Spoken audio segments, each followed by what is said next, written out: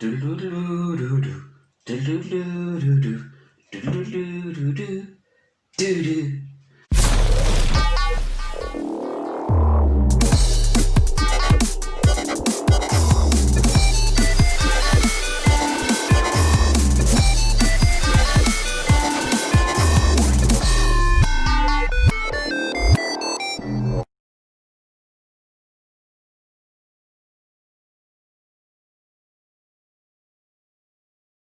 Hey, I'm Andrew Horn. Welcome to Planet Hex. Today I'm going to talk about an X-Men movie that I hadn't seen until just now. I'm going to talk about Dark Phoenix.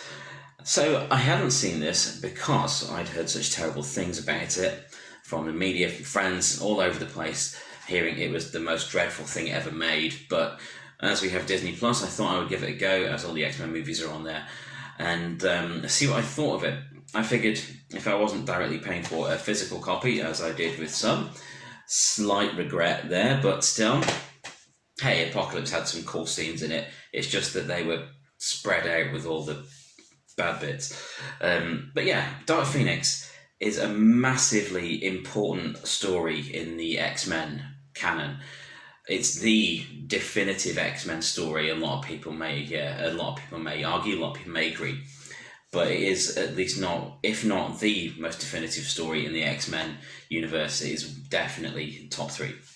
So, with the impact that it would have on their universe, on the story of the X-Men themselves, as well as the impact it would have on the fans having a real Dark Phoenix movie after what happened with... I was like, okay, maybe, just maybe... After Apocalypse had its issues, and after the X-Men movies had kind of messed up the timeline so much, that maybe a Dark Phoenix movie would send off the Fox X-Men franchise in style.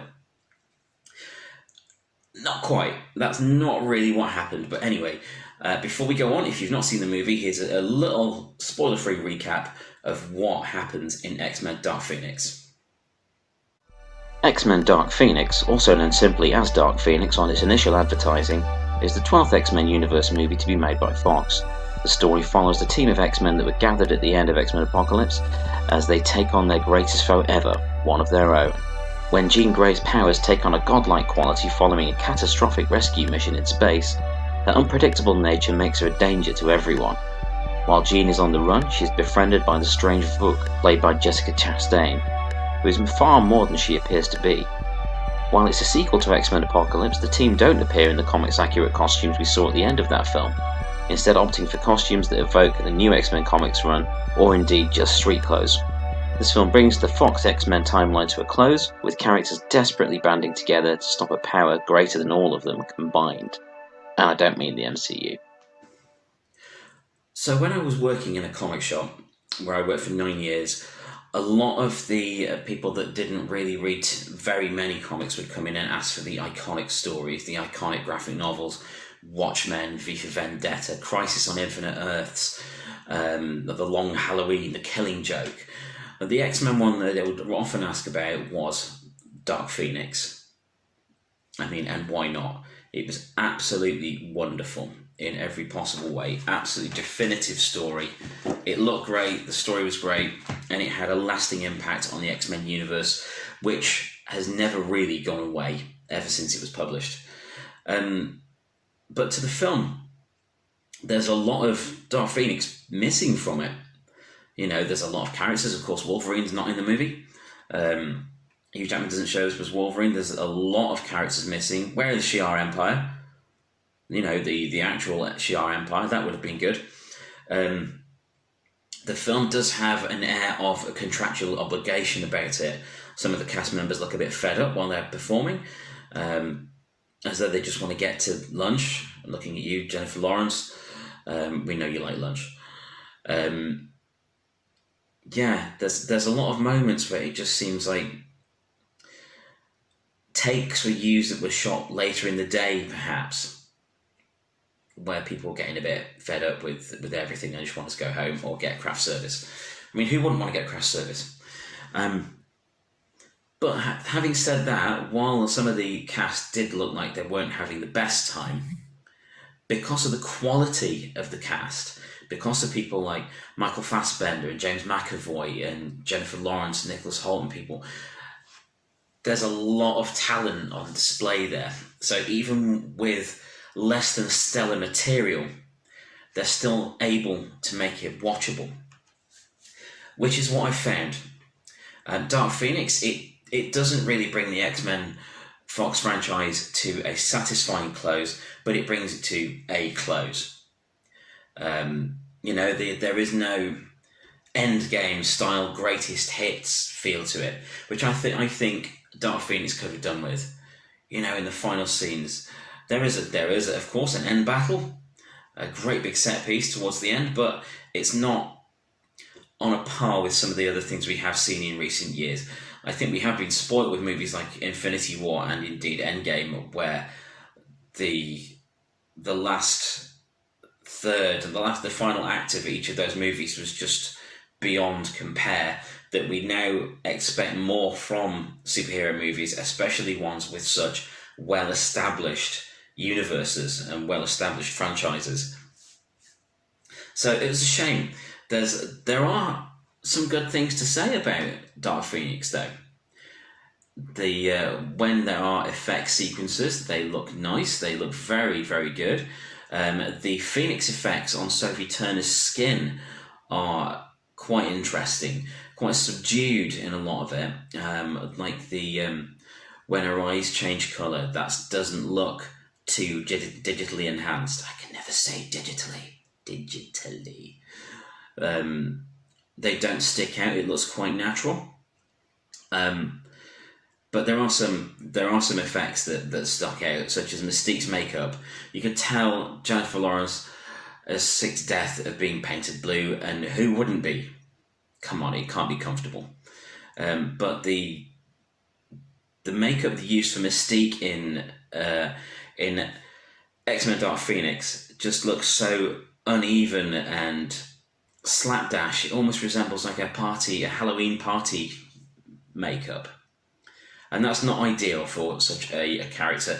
And speaking of Jennifer Lawrence and Mystique, why was Mystique elevated to such a position in the X-Men? Jennifer Lawrence is brilliant, one of my favourite performers out there. I think she's wonderful. But Mystique is not a real major X-Men character. I know that because of Jennifer's increased popularity and such, like, that Fox wanted to include her more, but in doing so, they really messed with the dynamic of the characters that had already been established since 1963.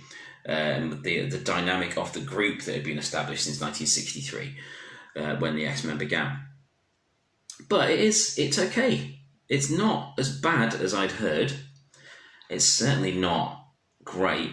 It's not perfect by a long way, but it's not the unmitigated car crash that I had heard it was. I think we can tend to get carried away with the hyperbole that we spew on YouTube, on blogs, in magazines and so on. But yeah, it was watchable. But as a fan of all of the movies pretty much, yes, even Apocalypse, although it could have been about half an hour shorter, a long-term fan of the comics. I mean, these have stayed with me since I was 12 in the early 90s. And even I must be one of the few people that still has the big box VHS of the Generation X movie, which was technically the first X-Men movie. I must do a video about that. First X-Men movie, which was shot in the X-Mansion that became the X-Mansion in the first of the Bryan Singer films. But yeah, fans like me were... A lot of fans like myself were left wanting more from Dark Phoenix, but it does have some good qualities to it.